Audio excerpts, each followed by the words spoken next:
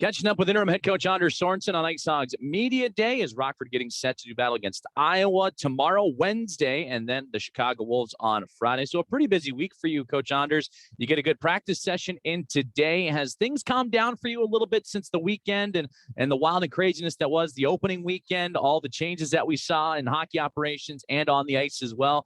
I bet the day off yesterday was a nice breather for you. Yeah, I think it was for all of us just to decompress and take a step back and try to, work on a plan here going forward.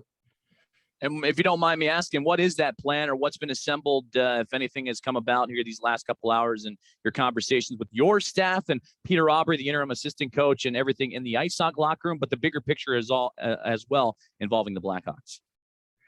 We've had numerous conversations with our staff here and the staff up top and just trying to look at different things we can tinker with, but nothing is set in stone yet. It's still kind of an evolving process here. So, but we had a good practice today, and then we, I think the guys having a day off had some jump in their step, so that was good. Derek King mentioned in his press conference after the game against Nashville the other night that he had a cold beverage and he fell right asleep. He was just emotionally exhausted. For you, similar situation after the IceHogs come away with a nice victory over Manitoba the other night? Yeah, it was good. Yeah, we definitely, it was so exciting to see Kinger and the guys up top there getting that win. So I was got home right when it ended and watch his press conference there. And it was just super excited and happy for those guys.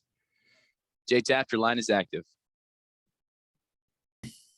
Hey, Anders, just give me a quick take on maybe the kind of meetings that you and Derek have had real quick as everything started to unfold. What was the message maybe that was handed down to you?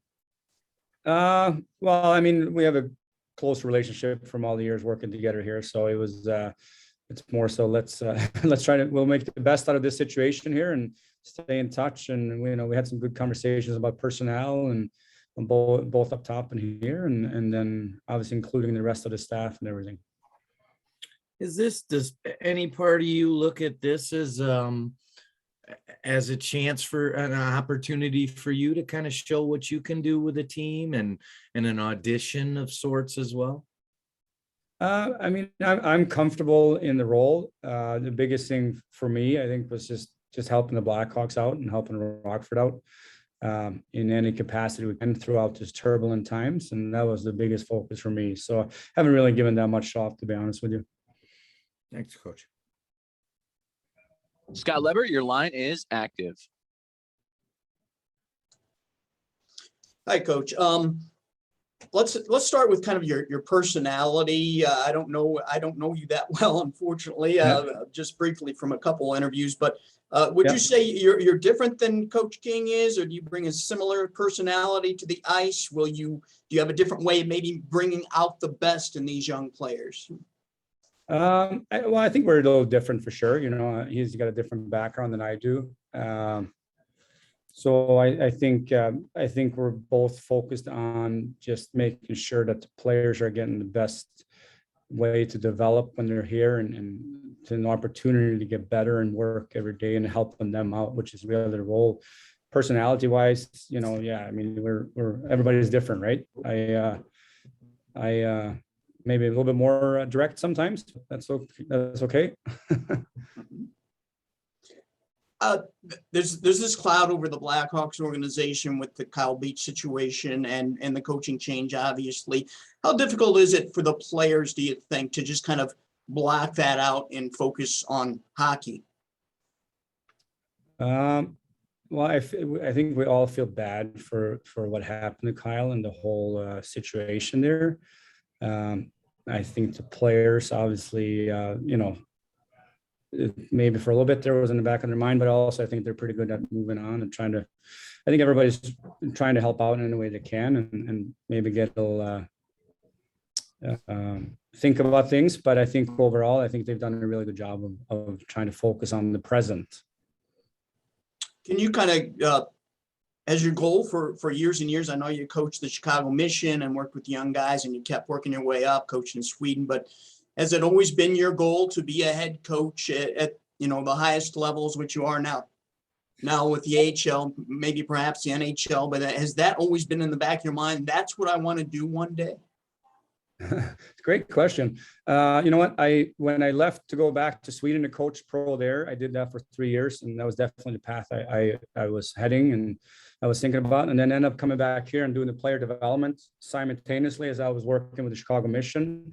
And you know, that was something I enjoyed. I think in my heart, I always been about the development of the players and development of individuals. And in what role or capacity that comes has never really been an importance to me. It's more so been about focusing on working with the players and the groups and evolving them. I have a couple more, Joe, but I'll let Jay get in. Jay Taft, your line is active. Anders, did they give you any kind of time frame, any kind of idea of how long you're going to be in this position and Coach King might be in that? I mean, all we were told this is for the remaining of the season right now. You know, obviously that, you know, we just kind of take it day by day here. Okay, so you do kind of expect to be the head coach of the Hogs for the rest of the season? Is that kind of your expectations for right now then? Yeah. Okay. Yes. Do you plan, do you want to take it in a different direction? Do you want to just build on kind of the core that's there already? Give me an idea of what your initial take on where you want to go with this for this season is then. Well, we have some guidelines from up top regarding our prospects and regarding the group, and between Kyle and Mark Bernard and the management, they kind of give us some guidelines of how we, you know, they want players to be utilized. So, you know, I think that's what we're focused on right now. Thanks. Scott Leber, tossing it back on to you. Your line is active. Coach, I know it's early on in the process, but give us an idea of how frequent that communication is going to be between you and Coach King. How often do you expect to converse with him?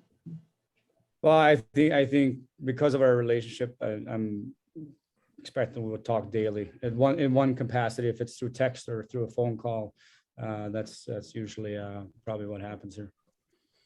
Your thoughts on Arvid so far, the job that he has done in the time that he's had on the ice? Arvid has been really good. He's had some really strong performances. They all haven't resulted in wins, but he's been giving us chances to win every game he's been in. And obviously he's gotten some wins too. So really happy with him so far. Yeah, Malcom got off to a slow start, had a nice outing Sunday.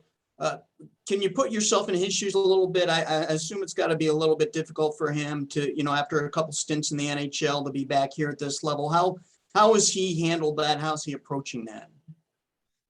Well, I think he's handling it terrific. I think his personality is just fun to be around. He's got a smile on his face. He works hard every day.